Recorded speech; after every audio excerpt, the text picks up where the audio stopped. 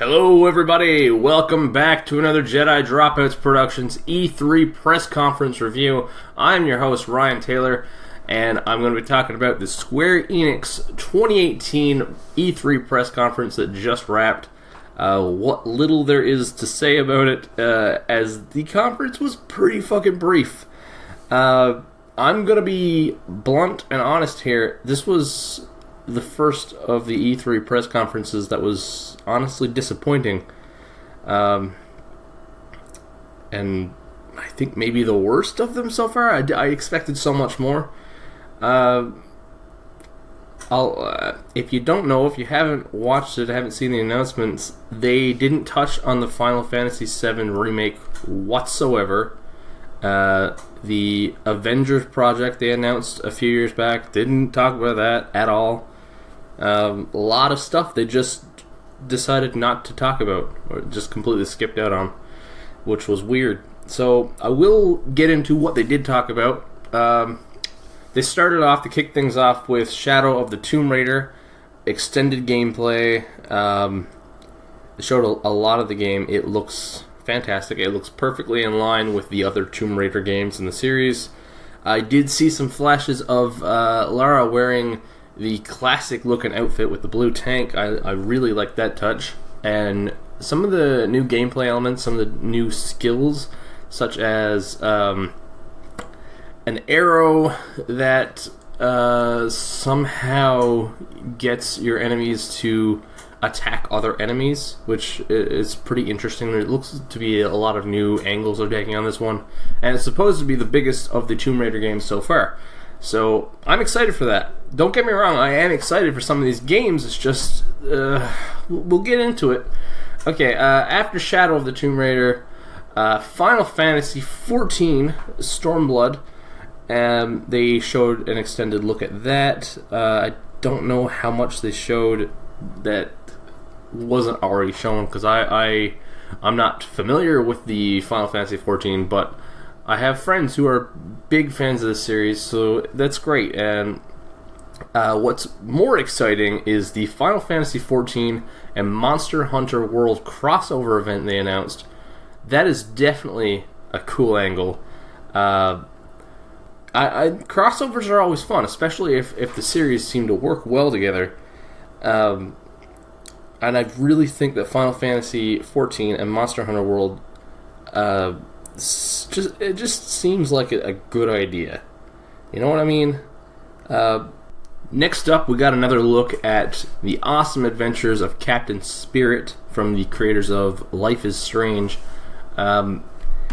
This was more so a short interview with the developers, talking about the game and how it fits into the universe and what to expect from it. That's a free game actually coming out in June. And we got another look at the game itself. It's not a deep look, but it looks good. Then we got a game that I had not really been on my radar because I've never played these games. Dragon Quest 11. I've never touched a Dragon Quest game. I've heard great things, and this one I love the art style. Looks absolutely fucking gorgeous. And we got a release date, September 4th. This will be coming out. It looks like a fantastic game, and I can understand why a lot of people would be excited for this one. Then we got the announcement of a new IP, a game called Babylon's Fall, from Platinum Games. I mean, who doesn't love good Platinum games? Little bit of actual, what looked to be gameplay, but most of it was just hype, I think. So I am looking forward to seeing what that game is, as it looks interesting. Then we got a short trailer for Nier Automata, which has been out for a while. It's coming out to Xbox on June 26th. Then we got a brief look at Octopath Traveler, which also looks pretty interesting. I don't know much about that one, and how that's coming to Switch. And we got a deeper look at Just Cause 4 coming out this December. It looks like the weather is going to be a bigger factor in this game. tornadoes and blizzards and so on. They've revamped, they've tweaked some parts of the gameplay, and they showed us quite a bit of that. We got another new IP, The Quiet Man, which is interesting. There was a live-action trailer that went into gameplay. I don't know if they're going for a Quantum Break sort of thing. Shout out to Ashley Castle for that idea on Twitter. The Quiet Man, you see this guy walk into an alley. Looks to be that he is deaf, and then he gets in a fist fight, and that's all we know. So I don't know. I mean, the incorporation of sound into games is always a fun idea. So it's going to be interesting how they do that, or what the hell that game is. Again, it was another one of these new IPs that they did show, but they gave us almost no information on. And then we got the Kingdom Hearts 3 trailer that was already released. Nothing new. But then that was it. That's all we got. Granted, there are some great games in here, but there was not nearly enough for an E3 press conference this day and age. They didn't show any Kingdom Hearts 3. They showed a little bit of gameplay, but it was already released. They didn't show us anything new about that one. That's the big hyped game. Again, no Final Fantasy VII Remake, no Avengers Project. Not much information on these new IPs. No big announcements. I'm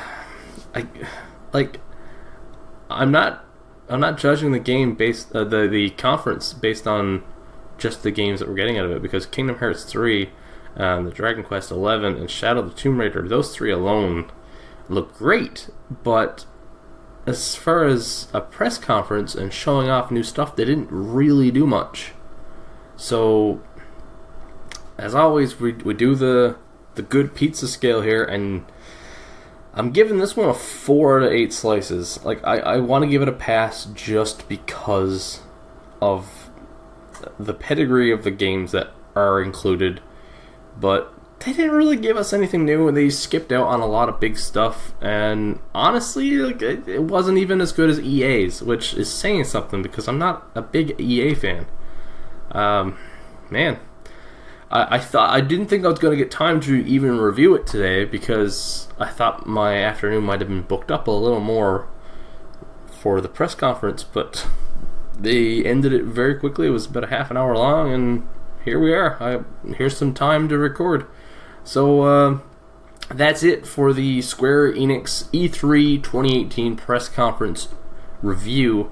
Not a lot of information to give, so it's not a very long review, but that's all we can do. Looking forward to Sony's press conference tonight. I mean, we have Ubisoft before that, but let's be real, Sony is where the excitement lies. Thanks again for listening. You can follow www.jedidropouts.podbean.com. Catch us on our various social medias, or you can find the episodes of the podcast over wherever you find your podcasts.